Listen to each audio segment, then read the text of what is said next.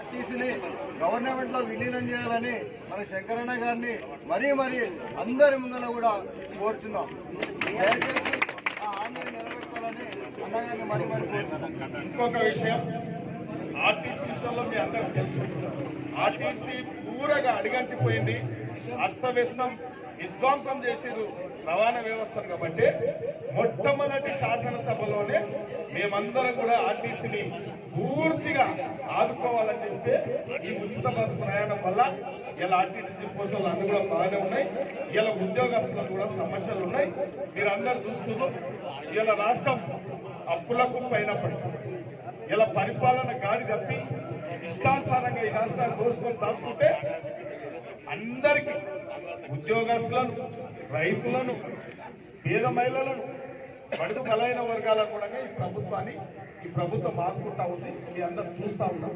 తప్పకుండా మీ ఉద్యోగస్తులది మొత్తం కోరికలు ఏం లేవు, చిన్న కోరికలు అయితే మనము ఎలా జిల్లాలు సపరేట్ అయినప్పటికీ, మండలాలు సపరేట్ అయినప్పటికీ ఇలా ప్రభుత్వము ఎంత గుడ్డిగా అంటే ఇష్టమున్నట్టు జిల్లాలు, ఇష్టమున్నట్టు మండలాలు, ఇష్టమున్నట్టు ఆర్టీఓ ఆఫీసు, ఇష్టమున్నట్టు పరిపాలన అవ్వాలి. కాబట్టి మరి ఒకవేళ మీరు మామనార్ జిల్లా నుంచి షాద్నగర్ తీసి మామనార్ రంగారెడ్డిలో కలిపినప్పుడు సంస్థలన్నీ, ప్రభుత్వ సంస్థలు, కార్పొరేషన్ సంస్థలన్నీ కూడా మరి ఒక పరిపాలన పద్ధతి ప్రకారము ఈ రీజియన్ తీసుకుపోయి రంగారెడ్డి జిల్లాలో పెట్టాలో మరి ఇలా తెలివి ఉన్నట్ట, గత పాలకులకు తెలివి లేనట్ట అన్ని అంటా ఉంటారు.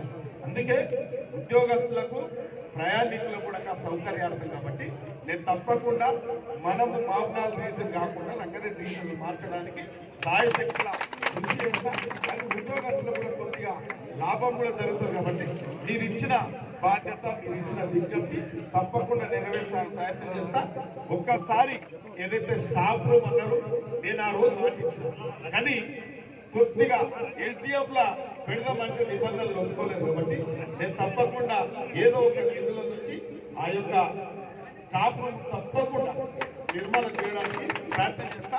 వీలైతే ఒకసారి ఏదైనా కార్యక్రమం ఉన్నప్పుడు రాష్ట్ర రవాణా శాఖ మంత్రిని తీసుకొచ్చి ఇంకా కొన్ని కార్యక్రమాలు, మనకు బెనిఫిట్స్ అయ్యే కార్యక్రమాలు తీసుకోవడానికి 1 గంట 2 గంటలు తప్పకుండా ఈ డిపోకు ఆర్టీసీ రవాణా శాఖ మంత్రిని తీసుకురావడం ఖాయము.